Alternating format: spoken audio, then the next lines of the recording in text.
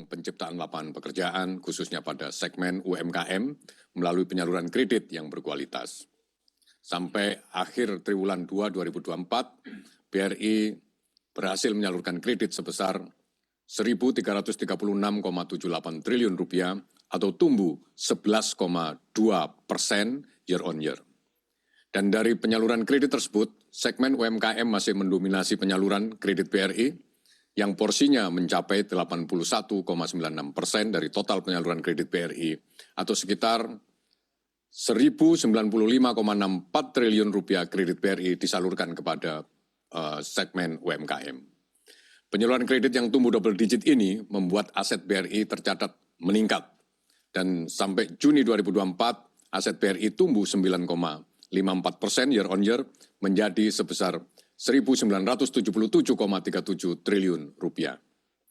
Sekarang itu tadi nominal-nominal aset yang terutama dalam bentuk kredit, dan sekarang kita bicara tentang kualitas aset. Ya. Pertumbuhan kredit BRI diikuti dengan penyaluran kredit yang selektif dan prudent, sehingga mampu menjaga kualitas kredit yang disalurkan. Dan kalau kita lihat, rasio loan at risk tercatat membaik, ya. Artinya rasionya turun, ya. Dari semula 14,94% pada akhir triwulan 2 2023 yang lalu, dan sekarang menjadi 12% saja pada akhir triwulan 2 2024.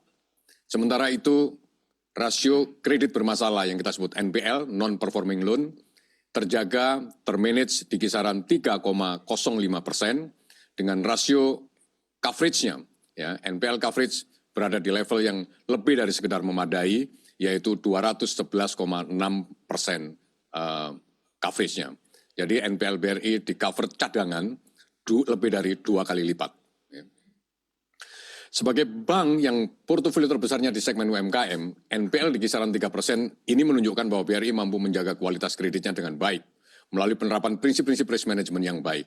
Karena main di UMKM dalam situasi seperti saat ini adalah tidak mudah. Ya. Saya katakan tidak mudah dan penuh tantangan. Maka apabila bank mampu manage NPL-nya di kisaran 3%, saya kira itu bukti bahwa pengelolaan kredit kepada UMKM yang sedang menghadapi banyak tantangan bisa kita kelola dengan baik risikonya. Dana pihak ketiga. Dari sisi pendanaan, dana pihak ketiga tumbuh 11,61%, mencapai Rp1.389,66 triliun.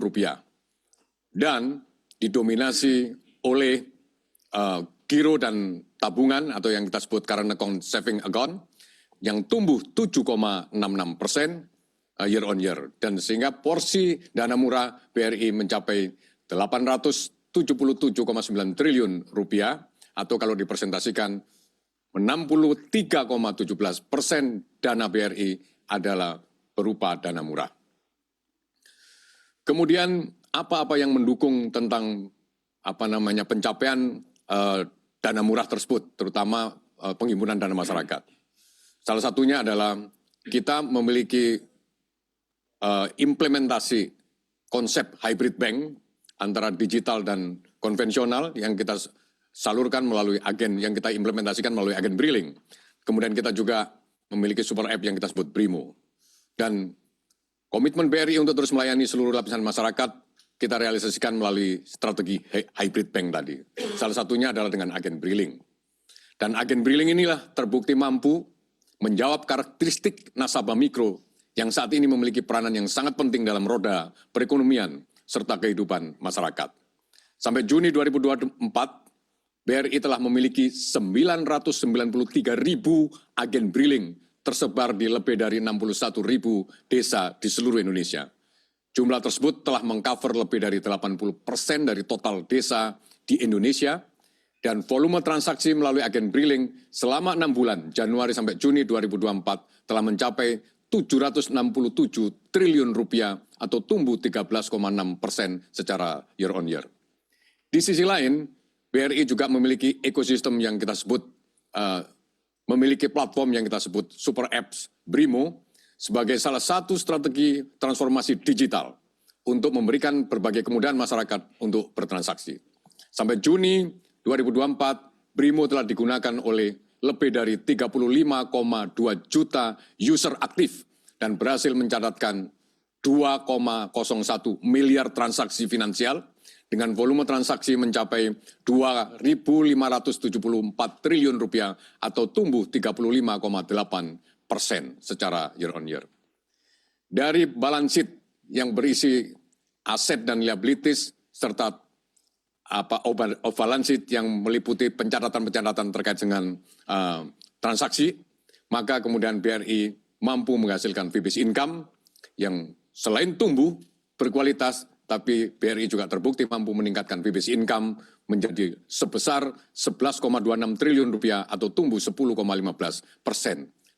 dibandingkan periode yang sebelumnya sampai Juni 2023, fee based income yang kita himpun hanya 10,22 triliun dan sekarang kita sudah mencapai 11,26 triliun rupiah. Itu fee based income yang dihimpun selama 6 bulan. Sekarang kita masuk kepada hal-hal yang bisa diperlukan untuk mendukung sustainability daripada pertumbuhan BRI. Pertama, kita bicara tentang likuiditas. Di tengah ketatnya likuiditas perbankan nasional sebagai dampak dari era suku bunga tinggi, BRI berhasil menjaga rasio likuiditas pada level yang memadai, di mana loan to deposit ratio kita atau LDR pada akhir triwulan 2 2024 tercatat sebesar 86,59%. Dari sisi permodalan, BRI juga mampu menjaga capital adequacy ratio di level sebesar 25,13%. Dengan kondisi likuiditas yang tadi LDR-nya 86,59%, CAR 25,13%, ini artinya bahwa BRI ke depan masih mampu dan memiliki ruang untuk tumbuh secara berkelanjutan. Kemudian dari pencapaian dan kemudian pengakuan ataupun penghargaan dari berbagai lembaga. Kinerja BRI yang sehat dan berkelanjutan mendapatkan pengakuan dari dunia internasional. Adapun beberapa penghargaan dan pencapaian bertaraf internasional yang diperoleh BRI sepanjang Juni sampai Juli 2024 bisa saya paparkan sebagai berikut. Pertama, pada pertengahan Juni 2024 lalu, BRI dinobatkan oleh Forbes Internasional sebagai perusahaan terbesar peringkat 1 di Indonesia dalam daftar Forbes Global 2000 tahun 2024 dan berada di peringkat 308 di antara 2.000 perusahaan publik terbesar di dunia. Mengungguli perusahaan multinasional lain seperti Starbucks, Renault, hingga Uber dan Nissan Motor. Kemudian yang kedua, tak berselang lama, media ekonomi terkemuka lain, Fortune, mengumumkan daftar Fortune Southeast Asia 500 yang menilai 500 perusahaan terbesar di Asia Tenggara berdasarkan revenue, profit, dan aset. Pada daftar tersebut, BRI menduduki peringkat pertama untuk industri perbankan dan keuangan di Indonesia dan berada di urutan keempat untuk kategori finansial di Asia Tenggara. Yang ketiga, BRI juga mendapatkan 11 penghargaan dari Finance Asia yang diselenggarakan di Hong Kong 7 Juni 2024 yang lalu. Beberapa kategori penghargaan tersebut diantaranya adalah Best Managed Company, Best Bank for Financial Inclusion, Best Commercial Bank and SME, dan Best CEO untuk Direktur Utama BRI. Yang terbaru, media ekonomi dan keuangan terkemuka di dunia, The Banker, pada 10 Juli 2024 lalu mengumumkan daftar Top 1000 World Bank 2024. Pada daftar tersebut BRI menduduki peringkat teratas dari 26 bank di Indonesia yang masuk dalam daftar dan menempati ranking 110 secara global. Top 1000 World Bank 2024 tersebut berisikan 1.000 bank terbaik di seluruh dunia. Dan sekali lagi, BRI menempati posisi 110 dari 1.000 bank terbaik di dunia. Penghargaan-penghargaan tersebut merupakan bukti nyata bahwa perusahaan BUMN mampu untuk menorehkan prestasi tidak hanya di tingkat domestik dan regional semata, namun juga dapat berkiprah di level internasional dan bersaing dengan perusahaan multinasional lainnya.